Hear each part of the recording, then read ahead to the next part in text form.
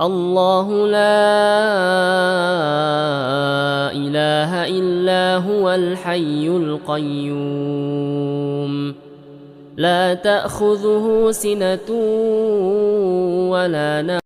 Assalamualaikum warahmatullahi wabarakatuh.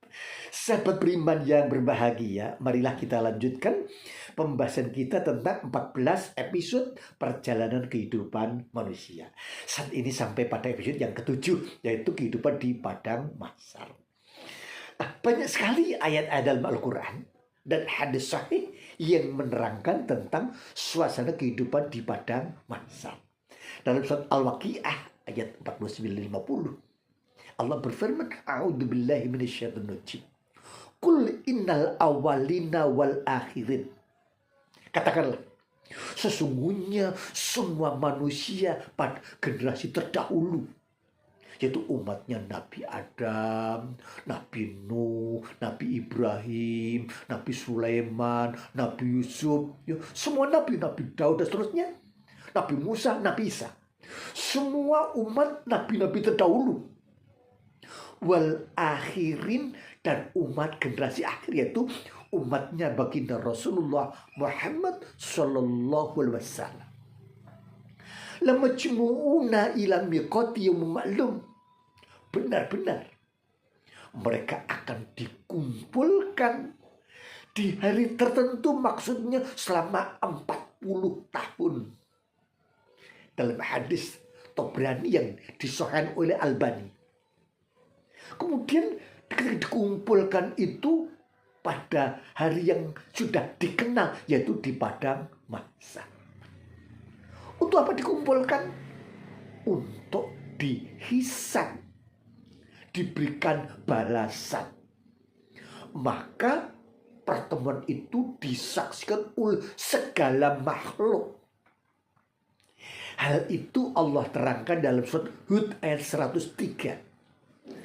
Dzalika yaumum majmu'ul lahun nas wa dzalika yaumum masyhud.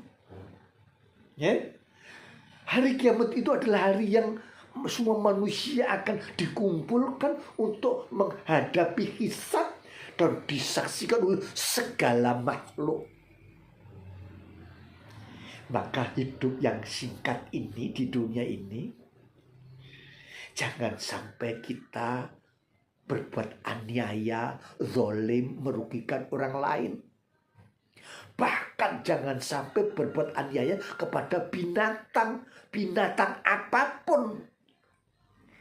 Karena mereka semuanya besok di padang mahsyar akan dikumpulkan, memberikan kesaksian tentang kesolehan kita ataupun kedoliman kita.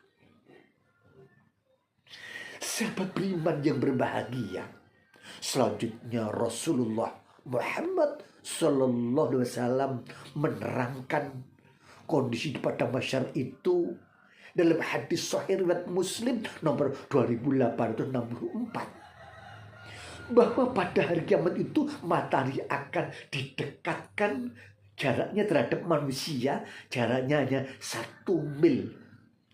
1 mil itu sekitar 1,6 kilometer. Kemudian manusia akan tersiksa oleh keringatnya sendiri sesuai dengan amal perbuatannya. Maka di antara mereka manusia itu ada yang keringatnya sampai pada mata kaki atau polok.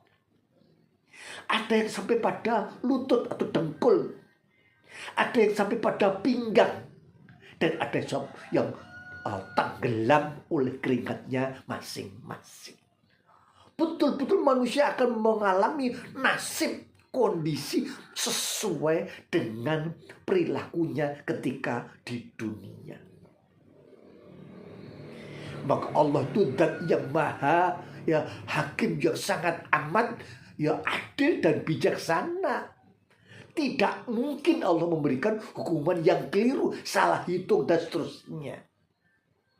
Oleh karena itu, marilah kita tindak lanjuti pemahaman ini dengan fastabiqul khairat, berlomba-lomba berbuat kebajikan. Ya, diyakinkan bahwa setiap ucapan kita, perbuatan kita, lirikan mata kita, pikiran kita, betul-betul semuanya yang mendapatkan pahala, mendatangkan ridho Allah Subhanahu wa Ta'ala, yang menyebabkan kita tercatat menjadi orang yang calon penghuni surga. Jangan sampai kita lalai, merasa cukup dengan dunianya, dengan jabatannya, dan berbuat dolim. Udah tidak mengenal Al-Quran, tidak mau datang ke pengajian, tidak mau tunduk pada tuntunan, sehingga hidupnya akan rugi, menyesal, karena akan dilempar ke dalam neraka. Dengan semangat, ya, bahwa akidah kita, iman kita harus kuat, ibadahnya semangat, ya, kemudian juga senantiasa mendirikan sholat, membayar zakat, menunaikan amanat, menerima nasihat. Mudah-mudahan kita termasuk hamba-hamba Allah yang excellent, yang istimewa, yang akan mendapatkan naungan sebagaimana dalam hadis sahih bahwa di padang mahsyar itu akan ada 7 golongan yang mendapatkan naungan ketika umumnya manusia yang tersiksa oleh keringatnya masing-masing. Dalam hal ini 7 golongan tadi akan kita bahas ke depan. Mudah-mudahan kita termasuk orang-orang yang dimudahkan untuk berbuat baik, disenangkan untuk mengkaji Quran Sunnah, disenangkan untuk beramal soleh, disenangkan untuk berkumpul dengan sesama orang-orang yang beriman, yang mencari ridha Allah. Mudah-mudahan Allah mengabulkan. Amin, Allahumma amin. Kurang lebihnya mohon maaf. Akhirul kalam. Assalamualaikum warahmatullahi wabarakatuh.